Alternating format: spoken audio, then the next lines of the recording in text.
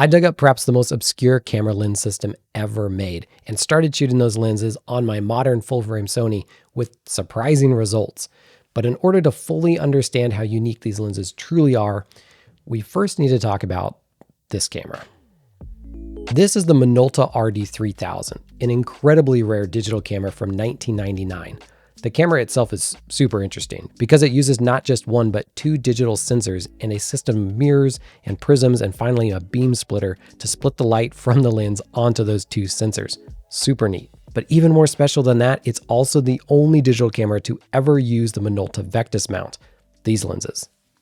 The Vectis lens system is made up of only 8 lenses that were originally designed for APS film cameras. APS film was a film format smaller than the standard 35mm format you might be most familiar with. And while many camera companies made APS film cameras and film for them, it was too little too late because the digital boom was right around the corner and the format quickly faded into obscurity. Minolta only ever built 2 film SLRs for their Vectis APS film system. And if you're keeping track, that means that there are only 3 cameras in existence in the world that use this Vectis lens system, 1 digital camera and 2 APS film cameras. That puts the Vectis mount in a special list of one of the most obscure autofocusing lens mounts. And I imagine this was a colossal financial failure for Minolta because if I did my research right, Minolta was the only company to build SLRs and an entirely new mount for APS film, which then, didn't end up working out in the long run. And then on top of that, this camera, the RD3000, was a total flop. But after using these lenses on that camera, I wanted to try adapting them to a modern camera, just like I do with other vintage lenses. Adapting lenses is super fun and it can be an affordable and exciting way to find new lenses, new favorite lenses for your camera. But unlike most vintage lenses, these Vectis lenses can't be adapted to modern cameras. I mean, they can be physically attached to a modern camera, but because the aperture and focus are controlled electronically only, and there's no other way to bypass that, you can't actually use them. So all these lenses are up on eBay, but your options for shooting them are a dead APS film format or one old rare DSLR. And that has made these paperweights until now. A few years ago, a small group of passionate engineers out of China developed an adapter that allowed Sony cameras to electronically communicate with Vectis lenses, thus allowing aperture control and manual focus by wire to be operational. A few years later, an autofocusing version of the adapter was created, the LAVE2 by Monster Adapter, and that's this one that I have here. And it's only fitting that the adapter is for a Sony and not for any other camera system because Sony bought Minolta's camera division way back when and built their Sony Alpha DSLRs and the lenses off Minolta's A-mount system. So it's like bringing a little bit of that Minolta magic back. And the Sony E-mount is a great system to adapt lenses to, but it's also great because it has the most first and third party lens options, autofocusing lens options out of any mirrorless system today. And it's only getting better today with this 35mm f1.2 lens for Sony cameras by Viltrox, who sponsored this video and made buying this expensive adapter possible. The Vectis lenses look absolutely tiny next to the Viltrox, and that's because they are tiny, but also because this is a chunky lens, and that's thanks mostly to that enormous f1.2 aperture and full frame coverage. Wide open at f1.2, the lens delivers beautiful blurry bokeh.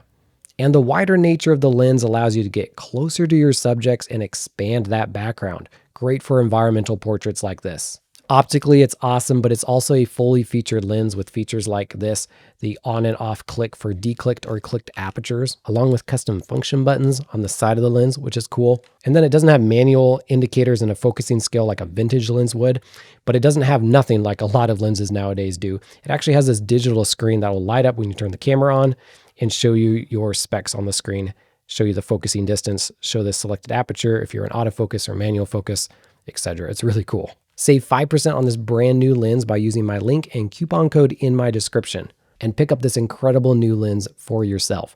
Thanks again to Viltrox for sponsoring this video and making picking up this crazy adapter possible. Reviews of the LAVE2 adapter and Vectis lenses are mixed, so I picked one up myself to see how it would perform. And honestly, I wasn't expecting much.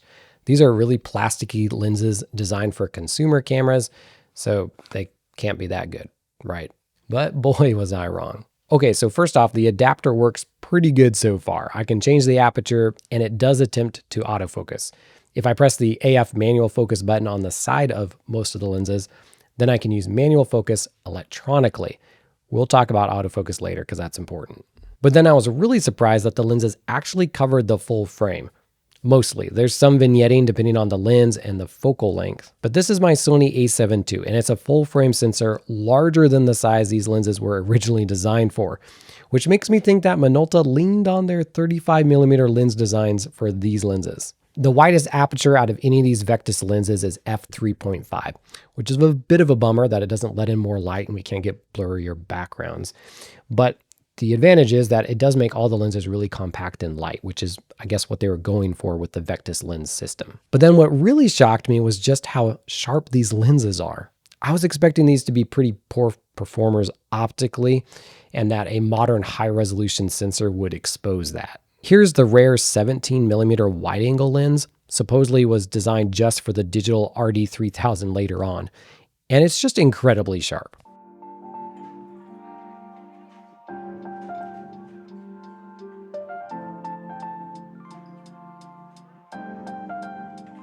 I did leave these images uncropped, and unfortunately, I didn't realize that the hood was on in the frame on this full frame sensor, so you're going to see that all over.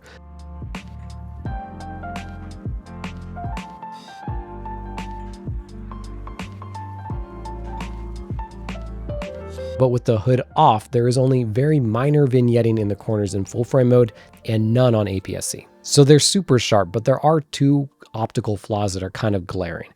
This purple stuff here is pretty common on lenses, especially older ones. It's called chromatic aberration, and it's when there's an edge against a bright light. Modern lenses have very little of this because of newer special coatings, but it can also be toned down with a lot of editing. And the second thing is the edges are also a bit soft, but that's forgivable seeing as we're shooting it larger than the format it was designed for. Now, I own 6 out of the 8 total lenses. The 17mm and the 50mm macro are my 2 prime lenses, and there is a third prime lens, the 400mm reflex lens, that looks super cool, but it's a little much for my curiosity. But let me know if you think I should just go for it and complete the set, because I'm already neck deep into this anyway. Then I have a handful of these zoom lenses with funny focal lengths like the 22-80, 28-56, 56-170, and 80-240. And then there's also like a 25-150 or something like that. That's one I don't own. It's also worth noting that the 50mm macro is also super sharp. These type of lenses usually are, but once again, this one just blew me away with how good it is. Now for autofocus, and this is where it gets kind of bad. This second version of the Monster adapter promises autofocus abilities, and that's technically true, but autofocus is almost unusable. This is the wide-angle 17mm lens, and it actually works the best out of all of them, probably because it's ultra-wide angle, and so it has a little bit of leeway with focus, but even this one will hunt. See, it just took a while to decide what to do.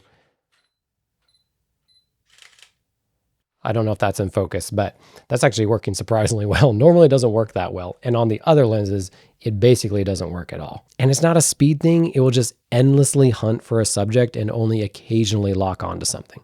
To be fair to the adapter though, it turns out that my Sony a7 II is one of the few camera models from Sony specifically mentioned on their website to have potential autofocus performance issues. So I might just have the wrong camera to test with. But it really hasn't been that bad. I just got used to hitting this manual focus button as soon as the camera turned on and doing everything in manual focus mode, which works good. Oh yeah, and then this adapter is also $250.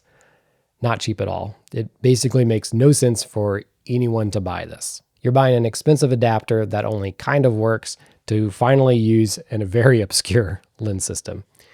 But that's also why I love it. This RD3000 that I showed is an insane camera. If you want to see the inside of it or me using it, I'll link 2 videos here that you can check out. I'll see you over there in those videos. And until next time, as always, happy snapping.